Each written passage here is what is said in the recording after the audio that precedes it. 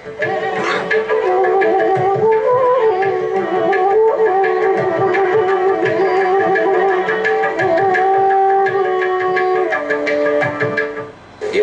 சந்தேகம் வருமோ கேளு, எல்லா சந்தேகத்துக்கும் புஸ்தகத்துல பதில் இருக்கு, விட வாங்கிக்கோ, நீயா ஆராய்ச்சி பண்ணு, உனக்கு சரின்னு தோணினா செய் அப்படின்னு தனி மனித சுதந்திரத்தை மதிப்பது சனாதன தர்மம். நாம நினைச்சிட்டு பண்ணுவோம் தனி மனித சுதந்திரமே இல்லைனால எத்தனை கேள்வி கேட்கப்பட்டிருக்கா. யார் வேணா எப்படி வேணா இருக்கலாம், இவ ஒண்ணு கண்டுகொள்ளவே மாட்டான். ஆனா சாஸ்திரத்தை மட்டும் சொல்லிட்டே இருப்பா, இதுதான் நியாயம், இதுதான் நீதி, இதுதான் புண்ணியம், இப்படி செய், இப்ப செய்வியான செய், கொஞ்ச நேரம் யோசிச்சுட்டு வரணுமா யோசிச்சுட்டு வா. இவள்கிட்ட ஒரு பரபரப்பே இல்லை பாத்தீங்களா. நீங்க பாத்தீங்கன்னா என்ன இந்த ஹிந்து தர்ம தலைவர்கள்லாம் சன்னியாசிகள்லாம் வேகமா வேலையே செய்ய மாட்டேங்கிற சுவாமி. மற்ற இடத்துலலாம் என்ன பிரச்சாரம் நடக்கிறது தெரியுமோ, இவெல்லாம் வர்றதே இல்லை, நாங்க பாக்குறதே இல்லை. என்னால் அப்படியெல்லாம் யாரும் பயப்படுறதே கிடையாதுங்க. இப்போ என்ன முதல்ல நடத்துறது நாம்ங்கிற எண்ணமே இல்லையே. நாம நடத்தல, பிரபஞ்சம் ரொம்ப நாளா பகவான் நடத்திதான் வந்துட்டு இருக்கா. அவர் சொத்தை அவர் ஜாகிரதையா பார்த்துப்பார். என்னால் ஆனது அவர் ஏதோ ஒன்ன பண்ணுன்னு சொல்லி இருந்தாருன்னா அதை படுறது நம்ம வேலையை தவிர கிடுக்கிடுன்னு சொல்லி எல்லாரும் வந்துட்டாருன்னா திரும்ப வரமாட்டா. இப்ப இங்க உட்காந்து கேட்டு இருக்கோம், உடனே எல்லாருக்கும் எல்லாம் புரிஞ்சு போயிடுமான்னா சொல்றவருக்கே புரியலையே. அப்புறம்னா கேட்கறவாளுக்கு புரிஞ்சு திருந்தி வந்து எல்லாம் செய்யறது. இப்போ மெதுவாத்தான் நடக்கும். ஆன்மீகத்துல அவசரப்பட்டா ஏது நடக்காது. சட்டென்று முடிவு கிடையவே கிடையாது. இது சாப்பிடு, இது முடிஞ்சு போடும். இன்னைக்கு எல்லாரும் அதுல விருப்பம். இதே போல நானும் எனக்கு பித்ரு சாபம் இருக்கு, இது இருக்கு, இதை பண்ணு, இது தீர்ந்து போடும். குழந்தை பிறகுல இதை பண்ணு, இது தீர்ந்து போடும். கால் வலிக்கிறது, இதை பண்ணு, இது தீர்ந்து போடும்னாலாம் நடக்காது. வைத்தியர்களே இப்ப என்ன தெரியுமா ஆரம்பிச்சுட்டா, முதல் வாரம் போய் மருந்து வாங்கிப்போம், சரி சரியா போலன்னா 2வது வாரம் போவோம், மாத்தி கொடுப்பா. உன் உடம்புக்கு இந்த மருந்து ஒத்து போற போல் இருக்கு, அதனால வேற மருந்து சாப்பிடும். 3வது வாரம் போனா மாத்தி கொடுத்தா, 4வது வாரம் நோயாளியே காணும். வைத்தியர் நினைச்சுன்னா நோய் சரியா படுத்தணுட்டு, அவனுக்கு நோய் பழகிப்படுத்து, அவனுக்கு சரியாலாம் போல, அவன் வரவே இல்லை. என்ன போனாலும் என்ன சொல்லுவா, சாமி உங்களுக்கு ஒரு வயசு ஆயிருக்கு, இனிமே இதுக்கு மேல சரியாகிறதுலாம் நடக்காது, கொஞ்சம் அதை பழகிண்டு வாழறதுக்கு பாத்துங்க. சில நோய் எல்லாம் தீர்க்க முடியாது. அது போலத்தான் உடல்கிற நோய், அது அப்படியே படுத்தின்னு தான் இருக்கும். இருக்கிற காலம் வரைக்கும் சமம் கொடுக்கத்தான் போறது. அதை புரிஞ்சுக்கிறது தான். எதற்கு சட்டென்று முடிவு இங்க சொல்றது இல்லை. இப்போ துன்பங்கள்லாம் உடனே விலகி போயிடும் வாங்கோ சொல்லவே மாட்டான். நீங்க பக்தி பண்ணுங்கோ, சரணாகதி பண்ணுங்கோ, உடனே கடன் தொல்லை தீரும். எந்த ஹிந்து ஆச்சாரியன்னு சொல்லி நீங்க கேள்விப்பட்டிருக்கீங்களா? சொல்லவே மாட்டான். அது சங்கராச்சாரியர் வழி வந்தவாளா இருக்கட்டும், ராமானுஜர் வழி வந்தவாளா இருக்கட்டும், மத்வாச்சாரியர் வழி வந்தவாளா இருக்கட்டும், 3 பேரும் கூப்பிட மாட்டான். இதை பண்ணு, நோய் தீர்ந்துபடும். பின் எதுக்கு சுவாமி வரலாம் ஆச்சாரியால் இந்த மாதிரி சொல்ல வேண்டாமன்னால், அவ நோயை எப்படி சகிச்சுக்கிறதுக்குன்னு கத்து கொடுத்துடுறேன், அதை தெரிஞ்சுக்கோ. நோய் தீர்ந்து படும்னு எனக்கு சொல்ல தெரியாது. நீ எப்ப பிறந்தையோ அப்பவே நோய் படுத்தத்தான் போறது. தீரும்னு எப்ப தெரியுமோ சொல்லுவோம், பிறவி தீர்ந்த அன்னைக்கு நோய் தீர்ந்து படும். நாம நினைச்சுட்டு இருக்கிறது பிறவியில் நோய் நொட்டும்.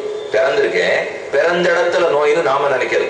ஆனா சனாதன தர்மம் சொல்றது பிறவியே நோய், பிறவியில் நோய் இல்லை, பிறந்திருக்கிய பிறவியே நோய்.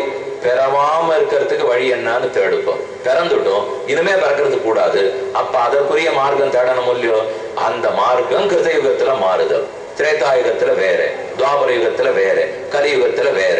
இதை எவ்வளவு தெளிவா எத்தனை புராணங்கள். இன்னொன்னு பாருங்க, நம்ம மதத்தை ஹிந்து மதத்தை தெரிஞ்சுக்கணும்னா சுவாமி ஒரே ஒரு புஸ்தகம் கொடுத்து இந்த 200 பக்கத்தை படி, நீ உடனே இந்த ஹிந்து மத பிரச்சாரகனாயிடலாம் சொல்லவே மாட்டான். ஒரு நாள் இந்த வருஷம் போடச்சே கலியுக தர்மம்னுவா, அடுத்த வருஷம் போடச்சே சஹஸ்ரநாமம் தலை போடுவா, அடுத்த வருஷம் போடச்சே பகவத்கீதைன்னு போடுவா. இன்னும் கொஞ்சம் நாள் ஆச்சுன்னா நன்னா தெரிஞ்சுக்கிட்டோம், பகவத்கீதை 2வது அத்தியாயம் போடுவா, 4வது அத்தியாயம். நம்ம இது என்ன ஒரு புஸ்தகமா நீங்களும் சொல்லவே மாட்டீங்களா? என்ன ஒரு தரம் வரைச்சும் புஸ்தகமா சொல்லிட்டேன்னா, ஒரு பக்கம் நாயன்மார்கள் நிறைய எழுதியிருக்கா, இந்த பக்கம் ஆழ்வார்கள் எழுதியிருக்கா, சம்ஸ்கிருதத்துல இருக்கு, தெலுங்குல இருக்கு, தமிழ்ல இருக்கு, எத்தனையோ மொழிகள் இருக்கு. இத்தனை ஆண்டுகள் போயிருக்க, அத்தனை பேர் எழுதி வச்சிருக்கா, அத்தனை பேர் பெருமான அனுபவிச்சிருக்கா, எழுதி வச்சிருக்கா. நம்மள என்ன எல்லாத்தையும் படைச்சாதான் முக்தின்னு பகவான் இங்க சொன்னாரான்னு அதை அவர் சொல்லவே இல்லையே. நீ என்னிடத்துல சரணம்னு பச்சு முக்தின்னு சொன்னாரே தவிர, நான் எத்தனை புஸ்தகம் கொடுத்திருக்கேனோ அத்தனை புஸ்தகத்திலையும் முனைவர் பட்டம் வாங்கினா முக்தி கொடுக்குறேன்னு எப்பவான்னு சொன்னாரா? கத்துக்கறியான விருப்பப்படு உனக்கு கொடுக்குறேன், ஆசை இருந்தா கொடுத்துட்டு போறேன், நம்பிக்கை இருக்கணும், உறுதி இருக்க வேண்டும், அவ்வளவுதான் இங்க கேட்கிறாரு. தவிர அதுக்குன்னு நம்ம தர்மத்துல நிறைய புஸ்தகம் இருக்கும், அதை பத்தி நாம கவலைப்பட வேண்டியது இல்லை. சாமி அப்படின்னா என்ன ஒன்னும் படிக்க வேண்டாங்கிறீரா? இல்ல, நான் அப்படியும் சொல்ல வரல. உங்களால எத்தனை முடியுமோ அத்தனை படிங்கோ. ஆனா இத்தனை படிச்சாதான் மோட்சம். ஏன் அவ்வளவு? சில பேர் கணக்கு வச்சுருக்கா, 108 வைணவ தலங்களும் சிவைஷ்டவ தலம்ங்கிறோம். 108 தரிசனம் பண்ணாதான் முக்தி கிடைக்குமாம். எங்கேயும் எழுதப்படலை. அப்படிலாம் இல்லை. நம்ம பெரிய இப்ப ஏதோ வாய்ப்பு வசதி நிறைய இருக்கு, எல்லார்ட்டையும் பணம் இருக்கு, கிடுகிடுன்னு 108 போயிட்டு வந்துடுறா. பத்ரிகாசிரமம் போயிட்டு வரணும்னா இப்ப நிறைய செலவாருது. முக்திநாத் போனோம்னா போறதே கட்டம். சாலக் கிராமம்னு கேள்விப்பட்டிருக்கேன், நேபாளில் இருக்கேன். முக்திநாத் போறது சிரமம். அது இப்ப ஆகாய விமானம் விட்டுட்டா 40,000 ரூபாய். இன்னைக்கு கிளம்பினா 5ஆம் நாள், இன்னைக்கு செவ்வாய்க்கிழமை இல்லையோ, ஞாயிற்றுக்கிழமை திரும்ப வந்துள்ளோம். 40,000 ரூபாய் கொடுத்தா போதும். போயிருக்காடு என்ன சுவாமி, உடனே போனோம், அந்த முக்திநாத்தை தரிசனம் பண்ணிட்டு வந்துட்டா முக்தி கையில நிச்சயமாகும் அப்படின்னு நீங்க யாரும் சொல்லவே இல்லை. இப்போ ஏன்னால் இப்ப எங்க தாப்பனார் காலத்துல எத்தனையோ வித்வான்கள் இருந்தா ஒத்தரும் போனதில்லை. அவளுக்கு வாய்ப்பே கிடையாது, வசதி கிடையாது. முதல்ல பண வசதி இல்லைன்னு வச்சுங்களேன் ஒண்ணு. இப்ப இந்த மாதிரி பறந்து கிடந்தெல்லாம் போயிட்டு வர முடியுமா? இன்னொன்னு, அவ ஆச்சாரத்தை குறைச்சிக்கவே மாட்டான். இப்ப நம்ம எங்க வெளியில போனோம்னாலும் ஆச்சாரம் குறைஞ்சிடுமோ இல்லையோ, அதுக்குரிய ஆகாரம் கிடைக்குமா, தண்ணீர் வசதி இருக்குமா, இவா பண்றபடி பழைய கரியடுப்பு விறகடுப்பெல்லாம் போற இடத்துல கிடைக்குமா? இதனாலேயே தங்க கிராமத்தை விட்டு இவா நகரவே மாட்டான். யார் யார் பேர்லயோ படணும், விழுப்பு இருக்கும், அது இருக்கும், எதுக்கு சுவாமி வம்பு? அப்போ முக்திநாத் சேவைக்கு இல்லையன்னா, நான் இருக்கிற இடத்துல இருந்து ஒரு துளசி அவர் திருவடியில போட்டா அவர் மோட்சம் தரமாட்டேன்னு எனக்கு சொல்லவே இல்லையே. நான் அங்கிருந்தே மோட்சத்துக்கு போயிருக்கிறேன், இங்கேயும் போக வேண்டாம் அங்கேயும் போக வேண்டாம். அப்ப இந்த சனாதன தர்மத்தில் வலியவர்களுக்கும் மார்க்கம் உண்டு, எளியவர்களுக்கும் மார்க்கம் உண்டு. வசிஷ்டாச்சாரியர் விஸ்வாமித்திரரை போல இருக்காளா, அங்க இருக்கும் யோக மார்க்கம். அட்டமகா சித்தி அட்டாங்க யோகம் எங்கேயும் இருக்கும். ஒண்ணுமே தெரியாத பிரகலாத நாட்ட ஒரு அசுர குழந்தை வருவான், அவனுக்கு 2 பூவை போடு மோட்சத்துக்கு வேண்டியது என்ன சொல்லும். இதற்கும் வழிகாட்டி அதற்கும் வழிகாட்டுறது பாருங்க, அது இந்த தர்மத்துக்கே உண்டான ஏத்தம். அதனால நிறைய இருக்குன்னு நம்ம கவலைப்படக்கூடாது. அந்த ஒரு மார்க்கம் ஒத்தொத்தருக்கு இருக்கு. கர்ம யோகம்ங்கிறீடே, ஞான யோகம்ங்கிறீடே, பக்தி யோகம்ங்கிறீடேனால் ஒத்தொத்தருக்கு கர்ம யோகம், ஒருத்தருக்கு ஞான யோகம், ஒருத்தருக்கு பக்தி யோகம். எல்லாரும் ஒரே மாதிரி சாப்பிட போறோமா? இப்ப எனக்கு எள்ளோரை பிடிக்கும், உங்களுக்கு மிளகோரை பிடிக்கும், இன்னொருத்தருக்கு புளியோதரை பிடிக்கும், ஒருத்தருக்கு தேங்காய் சாதம் பிடிக்கும், ஒருத்தருக்கு எலுமிச்சம்பழ சாதம் பிடிக்கும். எத்தனை இருக்கு பத்தியா? எந்த சம்பிரதாயத்திலேயும் உண்டு, நம்ம மதத்துல மட்டும்தான் அது உண்டு. இது இப்போ கோவிலுக்கு போறோம்னு சொன்னா, சனிக்கிழமையா சரி எள்ளோரை வாங்கிக்கோ, வெள்ளிக்கிழமையா மிளகோரை வாங்கிக்கோ, செவ்வாய்க்கிழமையா தேங்காய் சாதம் வாங்கிக்கோ. அவன் இந்த கதம்பத்தை விட்டுட்டே அது இன்னும் நல்லா இருக்குமேனா, சரி திங்கக்கிழமைக்கு வாங்கிக்கோங்க. எப்படியா இருந்தாலும் கோவிலுக்கு போனா கொடுத்து வயத்தை நிரப்பி அனுப்புறா. இந்த லோகத்திலையும் நன்னா இருக்கலாம், போகிற இடத்துலையும் நன்னா இருக்கலாம், ஆனந்தமா இருக்கிறதுக்கு சுலபமா இருக்கிறதுக்கு வழிகாட்டும். ஆனா ஒன்னே ஒண்ணு தெரிஞ்சுக்கணும், தேகத்தை விட ஆத்மா வேறுபட்டவர். உடலும் ஆத்மாவும் ஒன்று அல்ல. எல்லா மதமும் சரி, நம்ம சனாதன தர்மத்தை பொறுத்த வரைக்கும் ஆத்மா வேறு, உடல் வேறு. எந்த பெரிய ஆச்சாரியனா இருக்கட்டும், இதையேதான் ஆசையத்து ஹிமாச்சலம் சொல்லிட்டு போயிருக்கார். அதை நாம புரிஞ்சுக்கணும். எதுக்கு சங்கராச்சாரியர் இருக்கும், ராமானுஜாச்சாரியர் இருக்கும், ஒருத்தருக்கு ஒருத்தர் பிணக்கம். அவ்வளவு உயரமான நிலைமையில இருக்கிறவா, உயர்ந்த நிலையில இருக்கிறவாளுக்கே கருத்து ஒருமித்து போலே சுவாமி. இவ 2 பேரும் பேசிக்கிறத பார்த்தா நாங்க குழம்பி போடுறோம். நாங்கள்லாம் எளிய மக்கள். சங்கரரும் ராமானுஜரும் ஒன்னா சொல்லியிருந்தா நாங்க நிம்மதியா இருக்கமோ இல்லையோ. ஏன் அவா 2 பேரும் இப்படி, இப்ப நீங்க இப்படி எடுத்துக்கிறீர்கள், இப்படி குறுக்க விபூதி எடுக்கிறா, இது வேற அது வேற, இதெல்லாம் ஒண்ணு புரியல சுவாமி. அதனால அவளுக்குள்ளேயே ஒற்றுமை இல்லை போல் இருக்கு. இதான் சனாதன தர்மத்தில் ஆபத்துன்னுவா.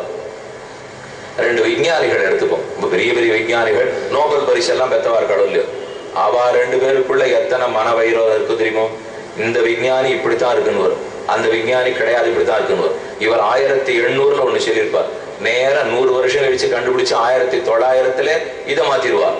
ஆனா நம்ம அறிவியல் புத்தகத்தில் எடுக்கச்சே 2 பேரையும் நோபல் பரிசு வாங்கியிருக்கான்னு போட்டு இவர் சொன்னது இது, இவர் சொன்னது இது, இருவரும் கொண்டாடத்தக்கவர்னுவா.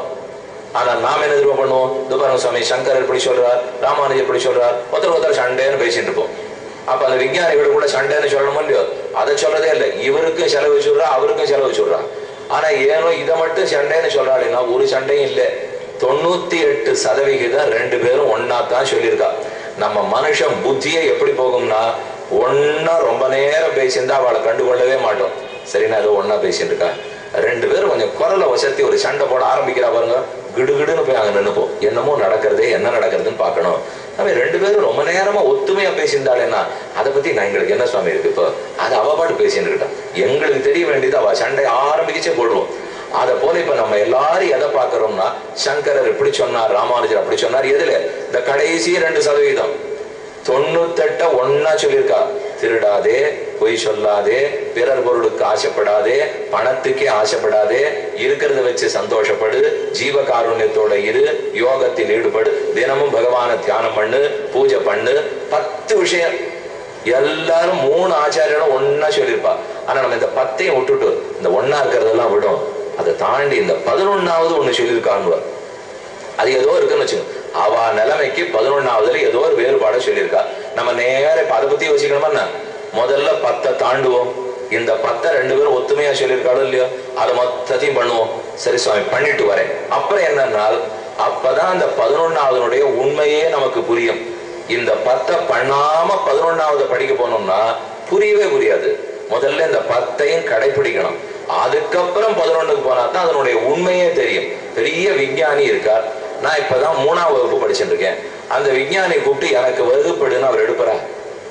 அவர் சொல்லி முதல்ல தேறி வா, முனைவர் பட்டம்லாம் வாங்கிட்டு வா, அப்புறம் தான் நான் சொல்லுவேன். ஏன் உனக்கு தான் விஞ்ஞானம் தெரியுமே, எனக்கு சொல்லிக் கொடுமேனால் நான் இப்ப என்ன படிச்சிருக்கேனோ அது உனக்கு சொன்னா புரிய கூட போறதில்லை. இப்போ நான் எங்கேயோ பேச போறேன், நீ எங்கேயோ கீழே இருக்க போறேன். அதனால பாத்துப்போம். இதே போலத்தான் ராமானுஜரோ சங்கரோ மத்வாச்சாரியரோ ஒரு வேற விஷயம் சொல்லியிருக்காருன்னா நாம அந்த நிலைக்கு உயர்ந்த பிற்பாடுதான் அதை நம்மால புரிஞ்சுக்கிறதுக்கே முடியும்.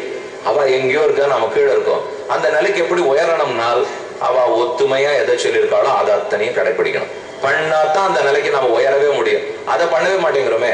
அவ சொன்னது இப்ப திருடாதே, போய் சொல்லாதே, பிறர் பொருளுக்கு ஆசைப்படாதேன்னா அது மட்டும் இருக்கு. ஆனா அது எல்லாத்தையும் பண்ணாம 11வது விஷயம் வேறுபாடுனால் இப்படி பார்க்க கூடாது. நமக்குள்ள எத்தனையோ ஒற்றுமைகள் உள்ளன. அந்த ஒற்றுமையா சொல்லப்பட்ட தர்மம் தான் நாம சங்கீர்த்தனம்ங்கிற தர்மம். இந்த கலியுகத்துக்கு ஏற்பட்டது ரொம்ப எளிமையான தர்மம். இந்நிகழ்ச்சி ஸ்ரீ